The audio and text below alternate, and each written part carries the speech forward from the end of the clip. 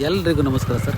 Welcome to R K properties. ಇವತ್ತು 7 ಎಕರೆ ನೀರಾವರಿ general ಜಮೀನನ್ನು ನೋಡೋದಕ್ಕೆ ಬಂದಿದ್ದೀನಿ. ತುಂಬ ಸುಂದರವಾದ, ತುಂಬ ಫಲವತ್ತಾದ ಜಮೀನನ್ನು ನೋಡೋದಕ್ಕೆ ಇವತ್ತು ಬಂದಿದ್ದೀನಿ.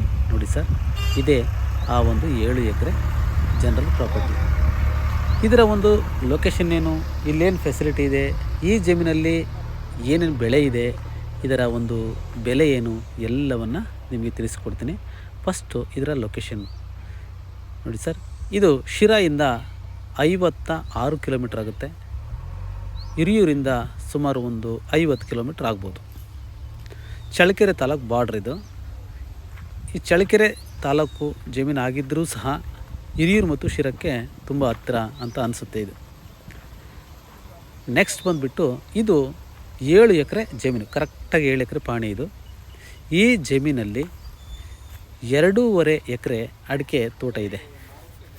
ಈಗ ನೀವು ನೋಡ್ತಾ ಇದ್ದೀರಲ್ಲ, ಬಹಳ ಸುಂದರ ಮತ್ತು ಬಹಳ ಫಲವತ್ತಾದ ಮಣ್ಣು ಆಗಿರೋದ್ರಿಂದ ಈ ಜಮೀನು ಅಡಿಕೆ ತೋಟ ತುಂಬಾ ಚೆನ್ನಾಗಿ ಬಂದಿದೆ. ಮಧ್ಯದಲ್ಲಿ ಇನ್ನೂ ಸಹ ಕೆಲವು ಹೊಸ ಅಡಿಕೆ ಗಿಡಗಳನ್ನು ಹಾಕಿದ್ದಾರೆ. ಸುಮಾರು 2.5 ಇಂದ 2.25 ಎಕರೆ ಅಡಿಕೆ ತೋಟ ಇದೆ ಇದರಲ್ಲಿ. ಇನ್ನು ಒಂದು 2.5 ಎಕರೆಯಲ್ಲಿ ಆ ಕಡೆ ಜೋಳ ಹಾಕಿದ್ದಾರೆ. ಇನ್ನೊಂದು 2 ಎಕರೆ ಫ್ರೀ ಬಿಟ್ಕೊಂಡಿದ್ದಾರೆ. ಬೇರೆ ಟೊಮೊಟೊ ಅವೆಲ್ಲ ಬೆಳೆಯೋದಕ್ಕೆ ಇನ್ನೊಂದು 2 ಎಕರೆ ಫ್ರೀ ಇದೆ. ಟೋಟಲ್ ಇದು 7 ಎಕರೆ ಜಮೀನು ಬರುತ್ತೆ. ಇದರಲ್ಲಿ 2 ಬೋರ್ ಇದೆ. 2 ಬೋರಲ್ಲೂ ಸಹ 2.5 ಇಂಚು ನೀರು ಬರುತ್ತೆ. ತುಂಬ ನೀರಿರ್ತಕ್ಕಂಥ ಜಾಗ.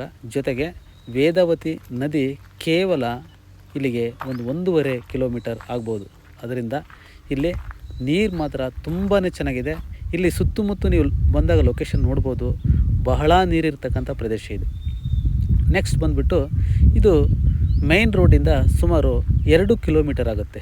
1 ಕಿಲೋಮೀಟ್ರು ಟಾರ್ ರೋಡಲ್ಲಿ ಬರಬೇಕು, ಇನ್ನು 1 ಕಿಲೋಮೀಟ್ರು ಮಣ್ಣಿನ ರೋಡಲ್ಲಿ ಬರಬೇಕು. ಆ ಮಣ್ಣು ರೋಡು ತುಂಬಾ ಚೆನ್ನಾಗಿದೆ. ಸುಮಾರು ಈಗಾಗಲೇ ತೋರಿಸಿದಂಥ ನೋಡಿ 2 ಎಕರೆ ಜೋಳ ಎಲ್ಲ ಬೆಳ್ಕೊಂಡಿದ್ದಾರೆ ಅಂತ ಹೇಳಿದ್ನಲ್ವಾ, ಇದೆ ನೋಡಿ ಜಮೀನು. ಈಗಾಗಲೇ ಫಸ್ಟ್ಗೆ ತೋರಿಸ್ತೀನಿ ನಾನು ರೋಡು. ವಿಲೇಜ್ ಟು ವಿಲೇಜ್ ಹೋಗ್ತಕ್ಕಂಥ 30 ಅಡಿ ಮಣ್ಣಿನ ರೋಡು, 1 ಕಿಲೋಮೀಟ್ರ್ ಮಣ್ಣು road, 1 kilometre tar road. Main ರೋಡಿಂದ ಅಷ್ಟು ಒಳಗಡೆ ಬರಬೇಕು. ನೆಕ್ಸ್ಟ್ ಬಂದುಬಿಟ್ಟು ತೋಟ ಮಾತ್ರ ಬಹಳ ಚೆನ್ನಾಗಿದೆ. ಒಂದು 2.5-2.25 ಎಕರೆ ಬರ್ಬೋದು. ತುಂಬಾ ಚೆನ್ನಾಗಿದೆ. ಇದು ಜನರಲ್ ಪ್ರಾಪರ್ಟಿ 7 ಎಕರೆ ಜಮೀನಿದೆ. ನೆಕ್ಸ್ಟ್ ಬಂದುಬಿಟ್ಟು ಇದರ ಬೆಲೆ 17.5 ಲಕ್ಷ 1 ಎಕರೆಗೆ ಹೇಳ್ತಾರೆ. ಕೂತ್ಕೊಂಡ್ರೆ ನೆಗೋಷಿಯಬಲ್ ಆಗುತ್ತೆ. ಜನರಲ್ ಪ್ರಾಪರ್ಟಿ ನೋಡಿ, ಈಗ ಪ್ಲೈನ್ ಲ್ಯಾಂಡೇನೆ ಈಗ ಸುಮಾರು 15-16 ಹಂಗೆಲ್ಲ ಹೇಳ್ತಾರೆ.